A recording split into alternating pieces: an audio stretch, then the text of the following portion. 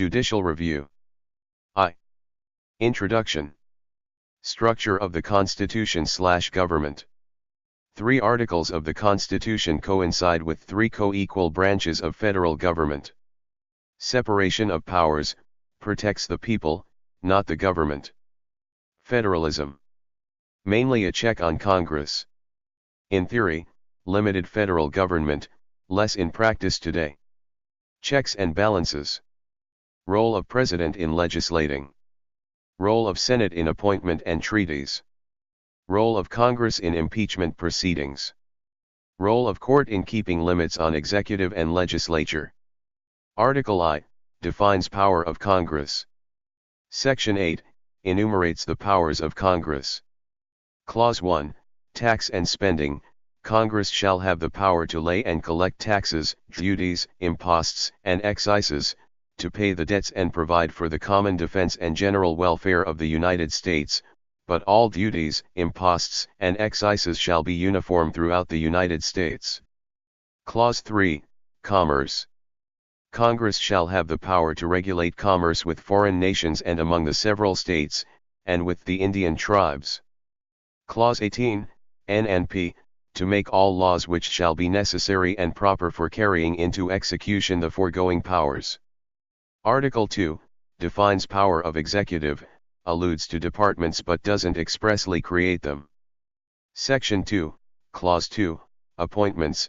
He shall have the power, New York, and with the advice and consent of the Senate, to make treaties, provided 2/3 of the senators present concur, and he shall nominate, and by and with the advice and consent of the Senate, shall appoint ambassadors, other public ministers and consuls, judges of the Supreme Court, and all other officers of the United States, whose appointments are not herein otherwise provided for, and which shall be established by the law, but the Congress may by law vest the appointment of such inferior officers as they think proper, in the President alone, in the courts of law, or in the heads of departments.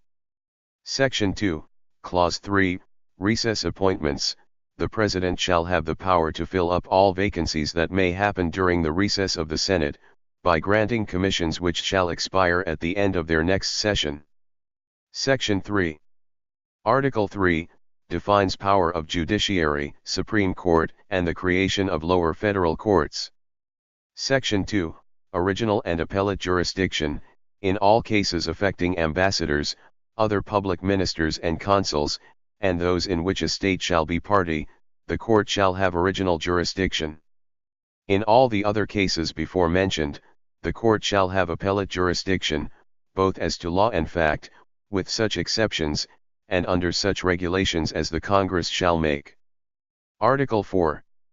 Section 2, Clause 1, PNI. Citizens of each state shall be entitled to all privileges and immunities of citizens of the several states. Article 6. Section 1, Clause 2, Supremacy Clause. 2. Judicial Review. Marbury v. Madison. Federal judiciary may review the constitutionality of actions taken by the legislative and executive branches of federal government. The Appointments Clause. Officers. Principal officers. Nomination by President, discretionary. Need Senate confirmation, discretionary. President signing commission, discretionary/ministerial. Secretary of State seals, ministerial. Violates vested legal right if not sealed. Delivery not necessary. Inferior officers. Ministerial acts are subject to judicial review B/C. They're required by law, whereas discretionary acts aren't. Original vs. Appellate jurisdiction. Article 3 Section 2. In all cases affecting ambassadors, other public ministers and consuls, and those in which a state shall be party, the court shall have original jurisdiction. In all the other cases before mentioned, the court shall have appellate jurisdiction, both as to law and fact, with such exceptions, and under such regulations as the Congress shall make. Delineated cases are the only ones that the court has original jurisdiction over, all others are subject to appellate jurisdiction. The Judiciary Act gave the Supreme Court the power to issue writs of mandamus, but this violates Art. 3 Section 2. Congress cannot give SC original jurisdiction over new things, they only have the jurisdiction over those things laid out in the Constitution. Article 3 limits are not subject to waiver or override. The Supremacy Clause, Article 6. If law and the Constitution contradict each other, the Constitution wins. Marshall asserts that this gives the court the power of judicial review, Jr. It is emphatically the province and duty of the judicial department to say what the law is, pg 51. Court is losing the battle and winning the war. United States is a government of laws, not of men, rule of law. 3. Judicial supremacy. Martin v. Hunter's lessee. Facts, 2 separate cases. First, deciding land dispute. Second, determining if the court had the power to make decisions concerning VA law. Decision in Martin was inspired by Marbury. Article 2, Section 2, Appellate jurisdiction. Constitution doesn't limit appellate jurisdiction in any way, therefore it is a reasonable inference that court has appellate jurisdiction over states' laws. If the court did not have the power to rule on the constitutionality of state statutes, the states would have much more power. Lack of uniformity would arise in interpreting the Constitution as applied to state law. The court would have significantly less power. B/C state statutes come up more frequently than federal law issues. Article 3, Section 2, Arising under. Constitutional interpretation of arising under is broader than the statutory interpretation. Article 6, Supremacy Clause. State laws need to be in line with the Constitution as well as the federal laws. State courts must follow the court, but not lower federal courts. Cooper v. Aaron. Are state officials bound by federal court orders based on the court's interpretation of the Constitution? Governor asserts he isn't bound by the decision in Brown because he wasn't a party to the case and the court's interpretation isn't binding to him. The court holds that those not party to an original decision are not literally bound, but they still must abide by the court's interpretation of the laws until they relitigate the case in order to determine if the holding applies to them or not. Congress has an independent obligation to vote based on the Constitution. The interpretations of the meaning of the Constitution offered by others are practically meaningful, but theoretically meaningless. Especially since orders from lower courts are binding until constitutionality has been ruled on by a higher court. Walker v. City of Birmingham. Personal due process. Governor could not be held in contempt of court until there is a specific judgment against him. 4. Political question. Overview. What makes a political question? 6 ways a case can be a political question. Textual commitment of the issue to a coordinate political department. Separation of powers within the federal government. Lack of judicially manageable and discoverable standards for resolving it. Ministerial vs. discretionary. Initial policy determination of a kind clearly for non-judicial discretion. Asks which questions are ill-suited for judges and courts. Respecting the co-equal branches. Unusual need for unquestioning adherence to a political decision already made, keep the status quo. Need for government to speak with one voice to avoid embarrassment from various departments on a single issue. Non-justiciable political questions which must be dismissed concern. Cases under Guarantee Clause, U.S. shall guarantee to each state a Republican form of government. Baker v. Carr. Challenges to President's conduct of foreign policy, Goldwater v. Carter. Challenges to impeachment and removal process, Nixon v. United States. Challenges to partisan gerrymandering, Baker v. Carr. Even though political questions are a threshold question, the merits of the case must be examined in order to make a determination because we can only determine what a political question is by examining the merits of the question presented. Baker v. Carr, gerrymandering case. Facts, Tennessee voter felt they were unequally represented when voting because the districts had not been reapportioned in the last 60 years, although under Tennessee law, reapportionment was supposed to occur every 10 years. Issue: does the non-reapportionment of the state legislature violate the Guarantee Clause? Political questions. When determining if a case is asserting a political question, what is the question presented? It is not a political question merely because it is a political case. The relationship between the judiciary and the coordinate branches of the federal government, and not the federal judiciary's relationship to the states, which gives rise to the political question. Situations where political questions come up, pg 69. Textual commitment of the issue to a coordinate political department. Separation of powers within the federal government. Lack of judicially discoverable and manageable standards for resolving it. Ministerial vs. discretionary. Initial policy determination of a kind clearly for non-judicial discretion. Respecting the co-equal branches. Unusual need for unquestioning adherence to a political decision already made, keep the status quo. Embarrassment of different branches of the federal government questioning each other. Article 4 Section 4, the Guarantee Clause. The court holds that the GC is only directed to the executive and legislative branches and therefore is a political question. The GC is not a repository of judicially manageable standards for invalidating state action.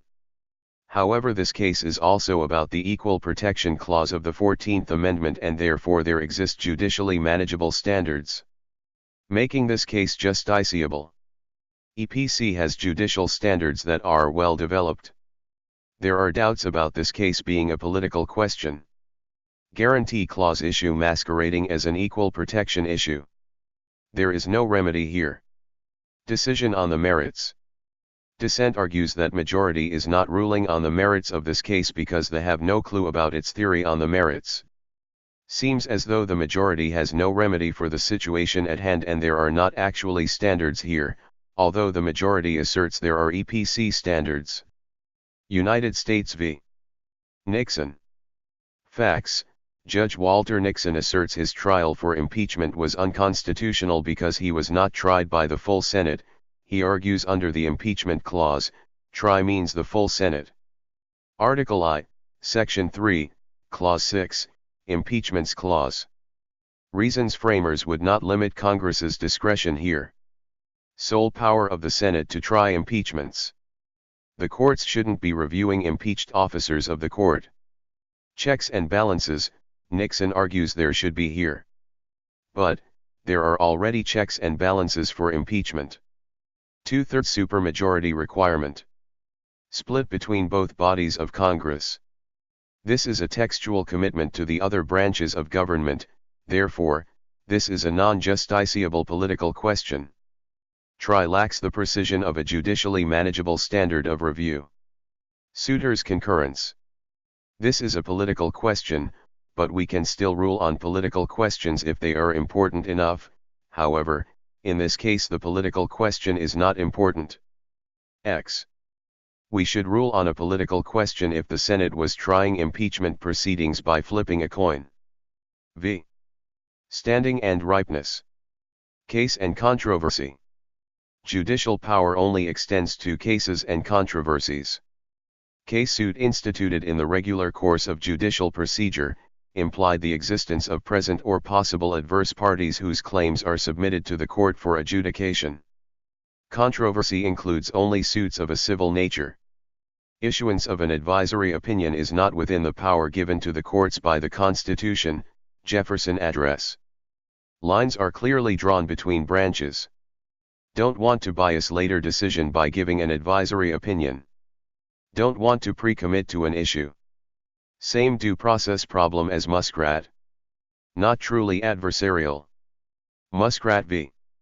United States. Facts: 1907 Act created a procedure for filing suits for Native Americans with interest in land, required the plaintiff to name the U.S. as a party. Court held that there was no proper case or controversy. Case, as defined by Marshall, a suit instituted according to the regular course of judicial procedure. Implies the existence or presence of possible adverse parties, whose contentions are submitted to the court for adjudication. Controversy less comprehensive than cases and only includes suits of a civil nature.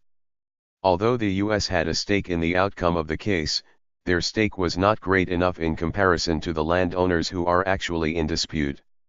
The court would be making an advisory decision. If the decision on the federal statute was made, it wouldn't affect the people who had land interests/ownership because the holding would not be binding. Ripeness. Court will not hear a case of injury under a unenacted law b/c. A controversy has not happened yet. Mere pendency of a law that poses a potential threat is not enough. Look at two criteria for ripeness. Hardship the plaintiff will suffer without pre-enforcement review. Fitness of the issues in the record for judicial review. Does the federal court have everything it needs before it to effectively decide the issue? Mootness. If events after the filing of a lawsuit end the injury, or if the central issue is already more, the court will not hear it. Plaintiff must present a live controversy at all stages of a federal court proceeding. Exceptions. Wrongs capable of repetition for debating review. If the defendant voluntarily halts the practice, but is legally free to resume it. If the named plaintiff's claim becomes moot in a class action suit, the case will proceed as long as at least one member of the class has an ongoing injury. Standing. In order for a plaintiff to have standing, he must meet three requirements. Injury P must prove he has been or eminently will be personally injured. May present only personally suffered injuries. If seeking injunctive/declaratory relief must show a likelihood of future harm. Traceability injury must be fairly traceable to the defendant's unlawful conduct of policy. Must allege and prove that the defendant caused the injury. Redressability relief being sought, if granted, has a reasonable likelihood of redressing the injury. If a favorable court decision won't remedy the injury, it's an advisory opinion. No generalized grievances allowed. Cannot sue solely because you are a citizen or taxpayer interested in the government following the law. Allen v. Right. Standing, whether the litigants are entitled to have to court decide the merits of the dispute or a particular issue. Standing doctrine embraces several judicially self-imposed limits on the exercise of federal jurisdiction. General prohibition on a litigant's raising another person's legal rights. Rule barring adjudication of grievances more appropriately addressed in the representative branches. Requirement that a peace complaint fall within the zone of interests protected by the law invoked. Required elements. Injury. Conduct fairly traceable to injury. Redressability. Respondents allege two injuries in their complaint to support their standing to bring suit. They were harmed directly by the mere fact of government financial aid to discriminatory private schools. Fails under clear precedence b/c. It doesn't constitute a judicially cognizable injury. An asserted right to have the government act in accordance with the law is insufficient to confer jurisdiction on a federal court. Federal tax exemptions to racially discriminatory private schools in their communities impair the ability to have public schools desegregated. The court holds the alleged injury is not fairly traceable to the asserted unlawful conduct of the IRS, too attenuated. The court held that both issues were adequate to support standing. Affordable Care Act. 6. Justiciability. Raines v. Byrd. Facts. District Court of D.C. declared line item veto act unconstitutional in accordance with statutory language giving it jurisdiction over suits involving anyone adversely affected by the act. Issue, case or controversy. Holding, the injury here is abstract and dispersed, not concrete and personal, therefore no case or controversy, therefore no standing. We have consistently stressed that a plaintiff's complaint must establish that he has a personal stake in the alleged dispute, and that the alleged injury suffered is particularized as to him. Standing inquiry is especially rigorous when examining actions of another branch of government. In the past, the court has only granted standing for legislators institutionally injured in Coleman, where legislators would normally have beaten a bill but for the actions of the lieutenant governor, but here, the legislators were not deprived of their votes are now just less effective than they otherwise might have been. No personal injury from President's conduct. H.J. Res 2, Balanced Budget Amendment. Resolutions delaying passing an actual budget, so amending/changing causes ripeness problem. If amendment made into law, no one would have standing. Not taxpayers, Congress, or the President. Political question: how can this be remedied? Federal legislative power. I. The Necessary and Proper Clause. Overview. Article I, Section 8, Clause 18, Necessary and Proper Clause. Congress has the power to lay and collect taxes, provide for the defense of the country, borrow money on the credit of the U.S., regulate commerce w/foreign nations and among the several states, regulate immigration and bankruptcy, establish post offices, control the issuance of patents and copyright, declare war, pass all laws needed to govern D.C. and federal military enclaves, e.g. military bases, make all laws which shall be necessary and proper for carrying into execution the foregoing powers.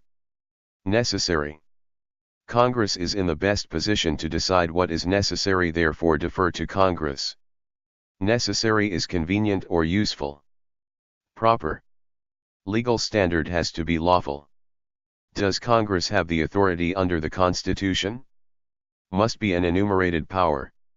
Not proper if it undermines the structure of the government. Congress has the power to carry out enumerated powers, by any means, so long as the means are rationally related and not expressly forbidden in the Constitution. McCulloch v. Maryland. Necessary and proper. Marshall had no trouble finding that Congress met the requirements to establish necessary here.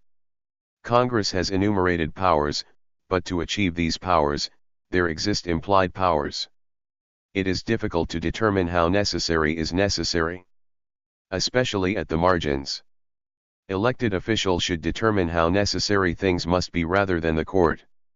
Other safeguard can be used for congressional oversight, including elections, checks and balances, and the veto power of the president. The framers determined that necessary was essential in the constitutional debates. Broad interpretation of necessary: Congress can determine if means are necessary for the ends. Marshall does not acknowledge that the ends are just as essential as the means. Maryland's power to tax. Facial challenge: statute or rule is unconstitutional in all of its applications. Applied challenge: statute or rule is unconstitutional in this particular application. In this case, as the statute is unconstitutional as applied to the federal government. Marshall did not discuss the duality of the national bank. The bank was not purely a government entity. Court holds that taxes cannot be imposed to undermine proper federal activities. The bottom line. Robust interpretation of the N&P clause. Broad grant of implied powers to Congress which may or may not have to be tied to express powers. Broad reading of necessary to give Congress the discretion to provide means for their ends. Broad prohibition on states using their taxing power to undermine federal activities. Comstock. Facts: federal statute allowed for civil commitment of persons in federal prison if they had/attempted violent sexual assault/molestation. Modest addition to federal prison rules, so reasonable to extend to dangerous people. Does Congress need an enumerated power here, or does the necessary and proper clause suffice? Possible federal powers. Crimes on federal lands. But this law applies after the period of incarceration has ended. Therefore making this law 2 steps away from an enumerated power. Dissent asserts this is too far away from an enumerated power. There is a clear dividing line here. 1 step is okay for NPC, but 2 steps is too attenuated. Government argues they are attempting to prevent future crimes, but this is not an enumerated power. 5 considerations. N&P grants Congress broad authority to enact federal legislation. Civil commitment statutes constitute a modest addition to a set of federal prison-related mental health statutes that have existed for decades. Just an extension of the long-standing power of Congress. Statute properly accounts for state interests. Links between this law and enumerated powers are not too attenuated. Miscellaneous. This is an objection to the means rather than the ends. Could Congress use a different tool here? Could the states enact the same legislation? Compare this case to McCulloch. No indication the states have a different notion of what ends justify the means. Rationally related to a goal within the proper scope of congressional power. 2. The Early Commerce Clause. Means of regulating commerce. Gibbons v. Ogden, Steamboats. Article I, Section 8, Clause 3, the Commerce Clause. The Congress shall have the power to regulate commerce with foreign nations and among the several states, and with the Indian tribes. Created to end hostile state restrictions, retaliatory trade regulations, and protective tariffs on imports from other states. Commerce is understood to include navigation. The preference discussed in Section 9 could not be given unless Congress had power to regulate navigation in the first place. The Commerce Clause permits Congress to regulate the means of commerce. Court argues that among the several states should be read to mean that commerce between states does not stop at the external boundaries of each state, but may be introduced into the interior. Broad interpretation of interior, court doesn't give us any specific limits here. Among doesn't really mean anything though. What would happen if Congress could not regulate navigation? The court would be undermining one of the main reasons that Congress was given the power to regulate commerces, the limitations of the federal government during the Articles of Confederation. Supremacy Clause. Because the federal law regulating steamboats is valid, this trumps state laws. Shreveport rate case, trains. Wherever intrastate and interstate transactions of carriers are so related that the regulation of intrastate commerce involves the control of the other, Congress, rather than the state, is entitled to the dominant rule. Otherwise Congress would be denied exercise of its constitutional authority, and the state, not the federal government, would be supreme within the national field. Regulations before products are moved in interstate commerce. United States v. E.C. NITCO. Sugar manufacturing.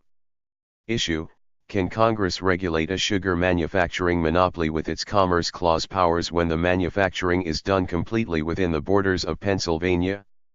Court holds they cannot by distinguishing manufacturing from sales. Selling is commerce, but manufacturing is not. Court does not necessarily consider though what will happen to the sugar after it is manufactured. Direct vs. Indirect. Court holds the contracts and acts of the defendants here are related exclusively to the sugar refinery business in Pennsylvania and bear no direct relation to the commerce between states or foreign nations. That commerce might be indirectly affected here, is not enough to entitle the complainant to a decree. The distinction the court makes between direct and indirect is somewhat illusory and arbitrary, however. Eventually overturned by Jones and Laughlin. Carter Coal, mining wages. Facts: Coal Conservation Act regulated the maximum hours, minimum wages of workers in mines, and established minimum prices for coal sale. Distinction between production and commerce. Court holds that Congress cannot use its Commerce Clause powers to regulate production. Production and commerce are mutually exclusive and two distinct and separate activities. Production is not itself commerce, but a step in the preparation for commerce. Congress cannot regulate a product because the intention is to sell or transport the product outside the state. The employment of men, the fixing of their wages, hours of labor, and working conditions constitute intercourse for the purposes of production, not of interstate commerce. Direct vs. Indirect. The word direct implies the condition invoked shall operate proximately. Similar to the use of attenuated in Baker, has no real meaning, merely a descriptive adjective. Cardozo's dissent. Justification of laws with the use of the Commerce Clause. Champion v. Aims, lottery tickets. Facts, appellant indicted for conspiring to violate a federal statute that disallowed the interstate transportation of lottery tickets. Court upheld the statute. Lottery tickets are the subjects of interstate traffic and therefore are the subjects of commerce. The regulation of the carriage of such tickets from state to state by independent carriers is regulation of commerce among the several states. Motives of Congress do not seem to matter, as long as statute is consistent with Congress's Commerce Clause powers. Regulation vs. Prohibition. Hammer v. Dagenhart, child labor. Facts, law prohibited transportation in interstate commerce of goods produced in factories employing, 1. Children under 14 years old or, 2. Children between 14 and 16 at night, for more than 8 hours a day, or for more than 6 days per week. Case filed by the father on behalf of his sons to enjoin the enforcement of the act. Court holds this law to be unconstitutional. Differences between this case and Champion. Goods shipped here are of themselves harmless. When offered for shipment, before transportation begins, the labor, which is at issue here, has been completed. Production of article intended for interstate commerce is a matter of local regulation. Overturned by United States v. Darby. Court's attitude toward state regulations of commerce. Lochner v. New York. Neither Congress nor the states can regulate minimum wages and etc. States cannot impair the ability of individuals to contract. Demonstrates the court had an anti-regulation bias.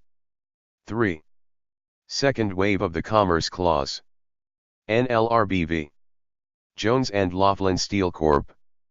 Facts, NLRB, using power from NLRA, found Jones and Laughlin discriminated against members of union in hiring and coerced employees.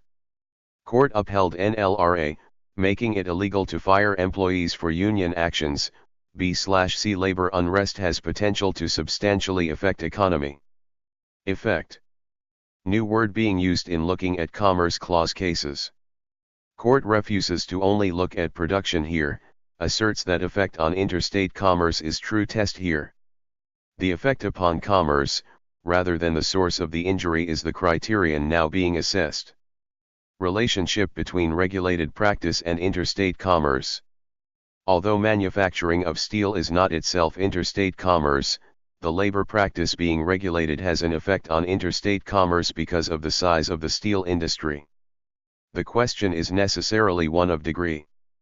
If activities have such a close and substantial relation to interstate commerce, their control is essential or appropriate to protect that commerce from burdens and obstructions.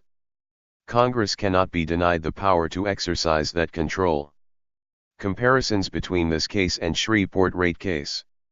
Dissent gives the slippery slope argument. There needs to be some limits on Congressional Commerce Clause powers.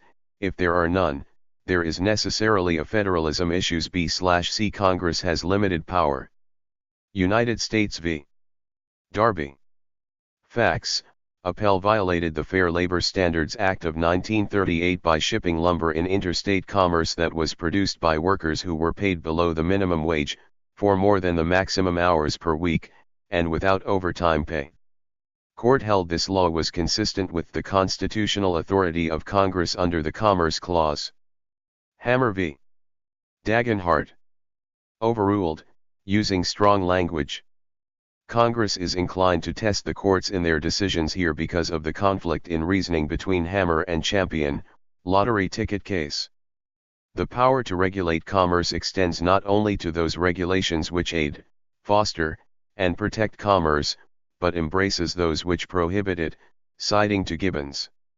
Congressional tool. Like in Champion, this act applies to goods that are shipped in interstate commerce. Different tool than that used in Jones, but this builds upon Jones. Jones introduced the idea that production and shipping are not necessarily separate. Jones also suggested court was changing their attitude about the Commerce Clause and federal power. Motives?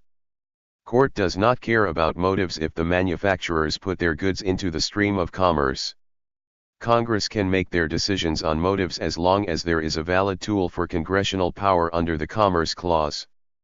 Wickard v. Filburn. Facts: Congress regulating the amount of wheat farmers grow B/C. There was a wheat surplus and they wanted to eliminate the extreme fluctuations that were occurring in the wheat market. Here though, Congress is attempting to regulate wheat kept for personal use in addition to the wheat sold in the marketplace. Court analyzing personal use of wheat and the changes that would occur if it wasn't in existence. By using his own wheat, farmer will not engage in the wheat market. Court looking at the industry as a whole, not just particularized use. Congressional intent. They intended to cover homegrown wheat. In theory, Congress took the Constitution into consideration when writing this law. Substantial economic effect on interstate commerce. Court stops using the direct versus indirect test. Court here also does not distinguish between commerce and manufacturing. Practical effects. Substantial, although an adjective, is quantitative and therefore has a more concrete definition than direct or indirect, rational basis for substantial effect. Congress has few, if any, limitations. Heart of Atlanta motel. Facts: motel refuses to rent rooms to African Americans even after the Civil Rights Act was enacted. 75% of customers were from outside of the state. Congressional findings.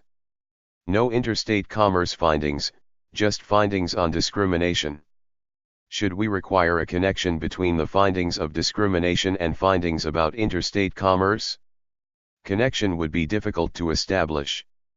It would likely be beyond the capabilities of Congress to make these findings. Substantial and harmful effect is found in evidence that Congress presented. They should have deference in their determination here. Motives of Congress. Appellant argues that this is a moral issue and therefore Congress should not be involved. However, the motives of Congress don't matter. Champion. Darby.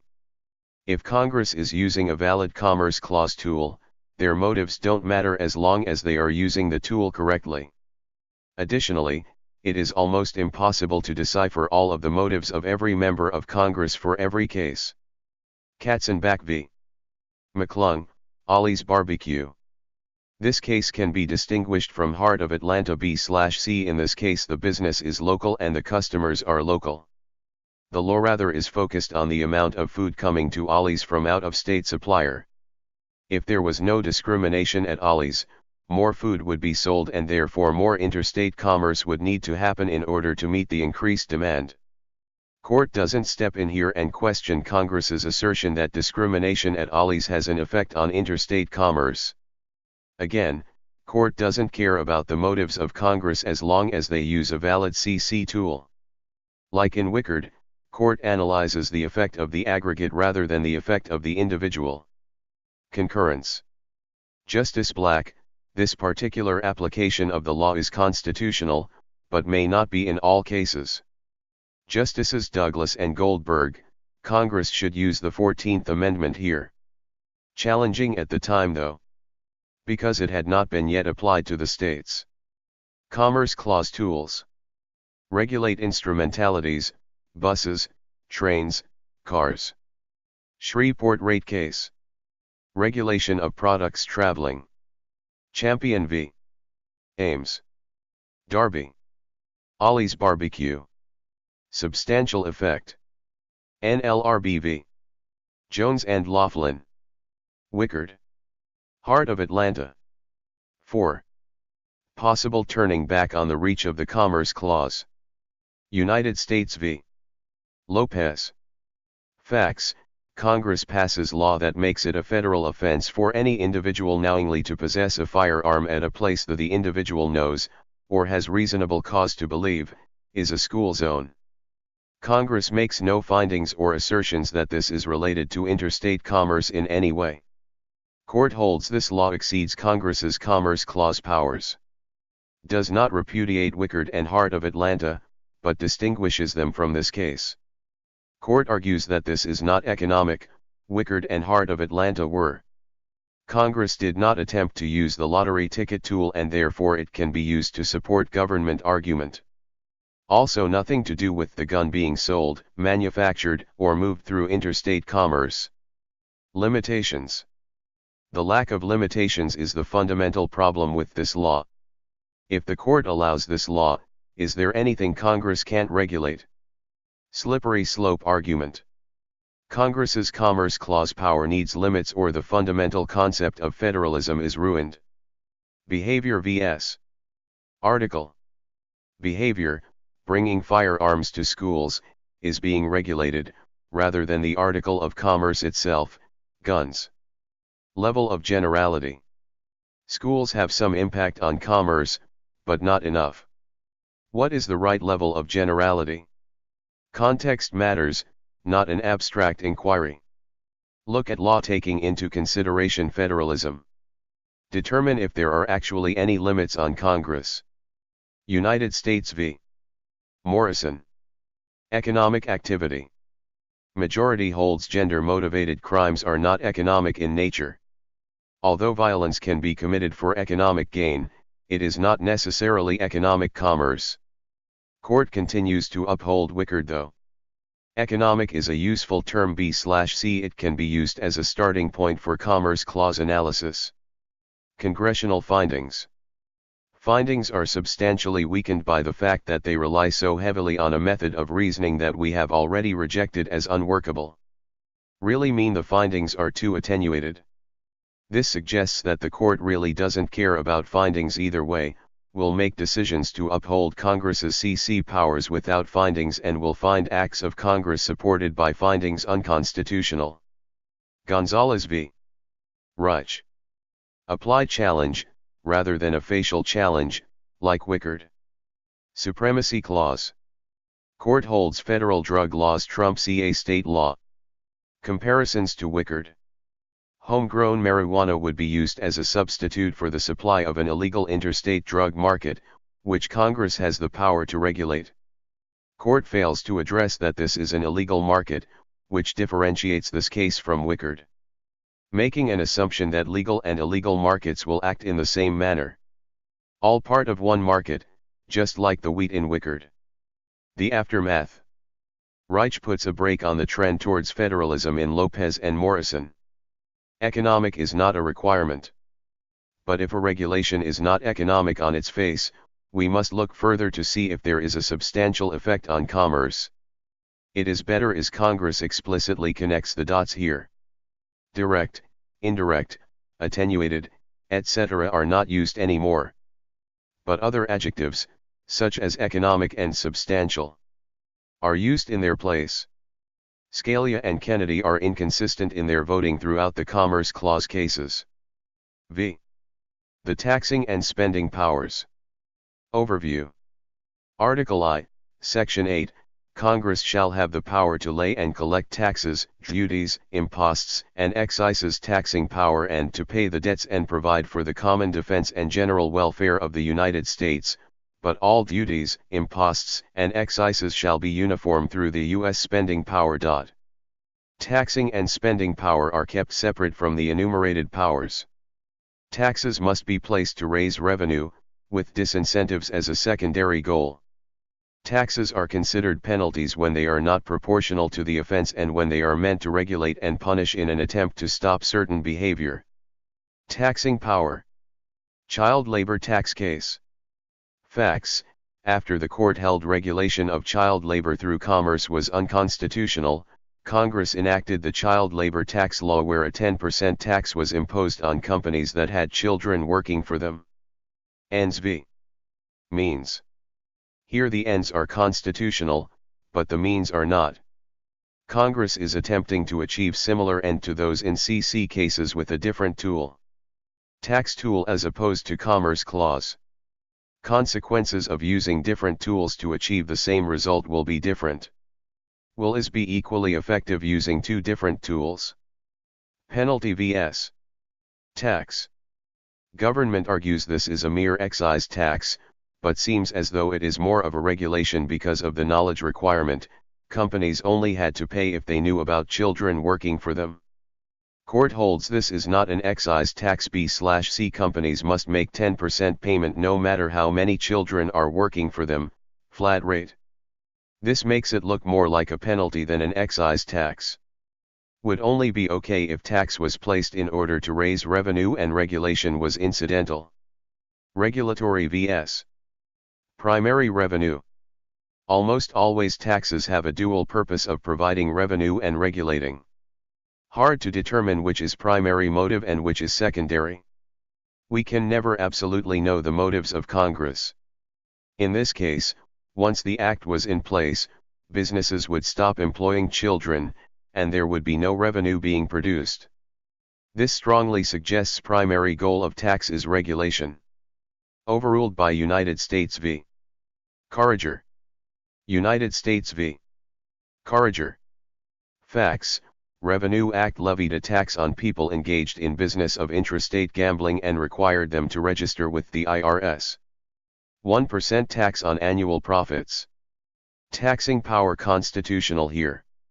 Taxes can be applied to activities that do not go over state lines. Easier for Congress to use their tax tool rather than the Commerce Clause. More like excise tax than child labor since the tax was proportional, had no scienter requirement, and was enforced by the IRS. Penalty v. tax. Court claims that they have upheld similar taxes before this, not necessarily true. Doesn't matter if the main purpose of this tax is regulatory as long as the tax raises some revenue. This case can be distinguished from the child tax case B/C. It was an excise tax. Remaining limits on the tax power. Can't tax speech or other protected conduct, can't tax something that can't be regulated. Can't use taxes if it is out of proportion to the harm being prevented. United States v.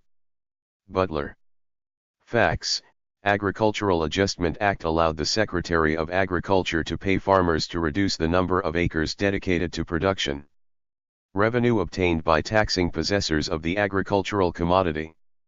Goal of stabilizing the price of cotton through reducing supply. Claim brought by the taxing processors who were objecting to the use of taxpayers' money. Pre-Wickard. Standing. Taxpayers in general do not have standing to object to the use of taxpayer money. Court upheld standing because the tax was being used and dedicated to an unconstitutional purpose. Article I, Section 8, Clause 1, Spending Clause. General welfare. Congress is not limited only to the enumerated powers. This would be too restrictive. The Taxing and Spending Clause give Congress broad authority to tax and spend for the general welfare. However, the court holds the law to be unconstitutional because the taxing power cannot be used to achieve unconstitutional goals. The end here is illegitimate. Congress has no power to regulate the farmers. This regulation is not voluntary. Violates 10th Amendment. Dissent, J. Stone. Congress should be able to impose conditions when they give money away. Has to be a national purpose. Congress can decide this. Not a difficult standard to meet. Spending power. Overview. Congress's spending power is very broad, some prerequisites though. Requirements for withholding funds from states. Must be in general welfare. If funds are conditional, the conditions must be clear and unambiguous. Related to a valid federal purpose. Can't violate Constitution. Can't be unduly coercive. South Dakota v. Dole. Facts: States lose 5% of their highway funds unless they raise their drinking age until 21. 21st Amendment gives states more power as applied to alcohol consumption. More of a federalism issue than Butler, however. This law directly conflicts with state law. Court, Rehnquist, upholds the law citing Butler. Congress has very few taxing restrictions. Has to be for general welfare. But we defer to Congress here. Unambiguous. Within the control of Congress. Related to a federal purpose. Law here is over-inclusive. Take into consideration the level of generality. Majority says level of generality is high and the court should leave it to Congress to decide whether it's proper or not.